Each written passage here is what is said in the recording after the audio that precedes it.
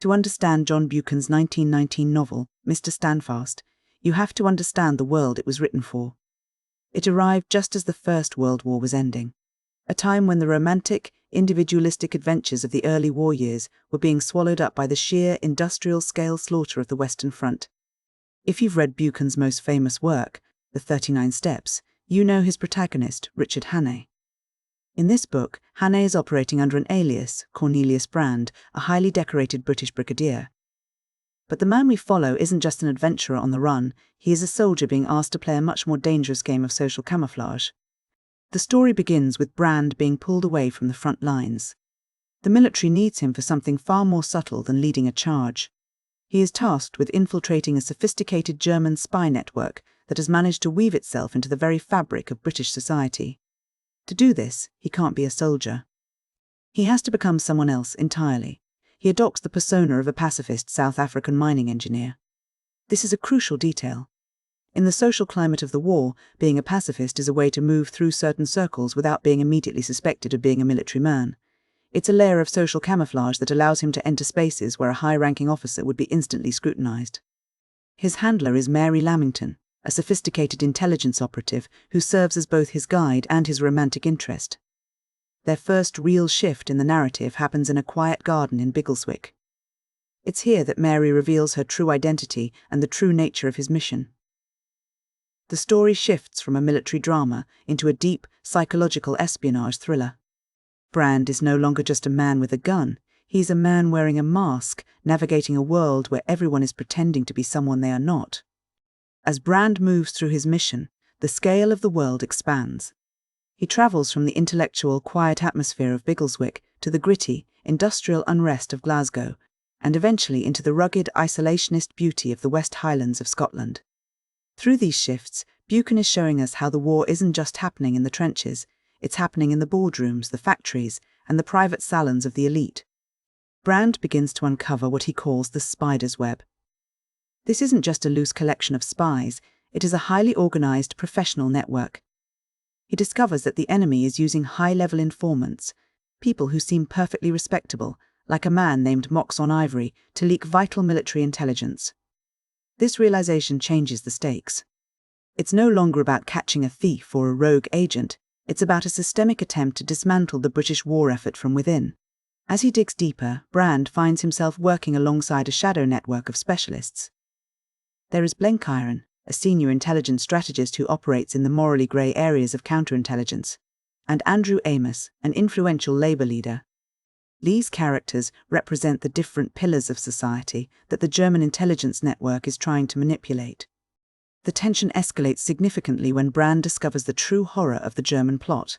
It isn't just about leaking troop movements or intercepted telegrams. The network is planning something much more visceral, a biological attack.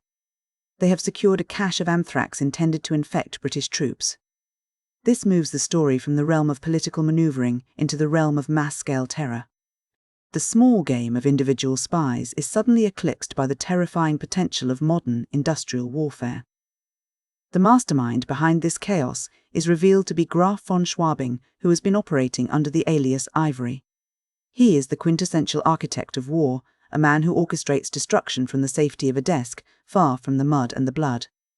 He represents the cold, intellectual side of conflict.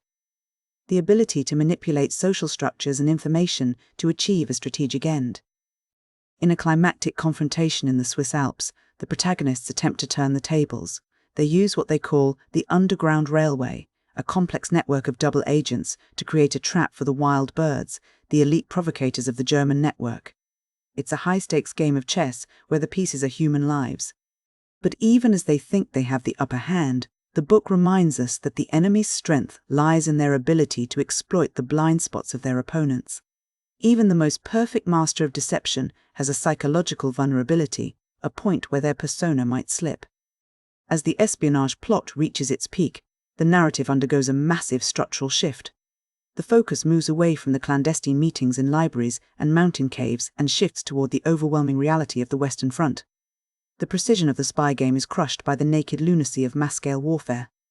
Brand, returning to his true identity as a commander, finds himself leading a depleted division in a desperate, final defense against a massive German breakthrough. The resolution of the book is not found in a clever piece of intelligence or a successful trap, but in a moment of profound individual sacrifice. There is a character named Peter, a pilot who has spent much of the book searching for a sense of purpose. In the final frantic moments of the conflict, Peter performs a suicidal maneuver. He intercepts a German ace in the air, a move that ensures vital intelligence does not reach the enemy, but it costs him his life. This sacrifice is the turning point. It provides the small, crucial window of time needed for French reinforcements to arrive and secure the line. The war is saved not by a grand strategic masterstroke, but by the courage of a single man willing to act in the face of certain death. The book concludes with the realization that while the small game of spies is vital for gathering the pieces, the ultimate cost of victory is borne by those who act with fortitude when the world is falling apart. When we look at Mr. Standfast as a whole, several themes emerge that make it more than just a thriller. The first is the concept of camouflage. Buchan uses this term in both a literal and social sense. There is the physical camouflage of the soldier, but there is also the social camouflage of the spy. The characters are constantly shifting their identities, using class and profession as a way to hide their true intentions. This creates a world where trust is almost impossible, and the most dangerous people are often the ones who seem the most integrated into society. This leads into another major theme, the distinction between pacifism and treason. Buchan explores a very specific moral nuance here. He makes a clear distinction between those who oppose the war on principle, those who simply hate the violence and want peace, and those who actively aid the enemy to achieve a political goal. The pacifists in the book aren't necessarily the villains, but the enemy uses their movements as a screen. By understanding this distinction, we see the moral complexity Buchan was trying to navigate in a post-war world. There is also a spiritual dimension to the story, often referred to as the Pilgrim's Progress motif. The title itself is a direct nod to John Bunyan's famous allegory. The characters' journeys, Brand's journey from a soldier to a spy and back to a commander, Peter's journey towards self-sacrifice, are framed as spiritual trials. They aren't just fighting for a country, they are fighting to maintain their own sense of integrity and fortitude in a world that has lost its moral compass. The structural shift in the book is perhaps its most striking feature. It begins as a classic spy novel, a game of wits, disguises and shadows. But as it progresses, it expands into something much larger and much darker. It moves from the individual to the industrial. This mirrors the experience of the First World War itself, where the individual's agency was increasingly lost in the massive impersonal machinery of modern combat. The transition from the small game of spies to the large game of mass slaughter is a reflection of a world that had changed forever. Ultimately, Mr. Standfast is a book about the cost of maintaining order in a world of chaos.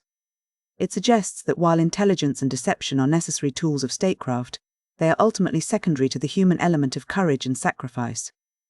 The wild birds and the spiders can manipulate information and social structures, but they cannot account for the individual who is willing to stand fast, even when the outcome is uncertain. It is a story that acknowledges the complexity of modern warfare while holding on to a very traditional, almost old-fashioned belief in the power of individual fortitude.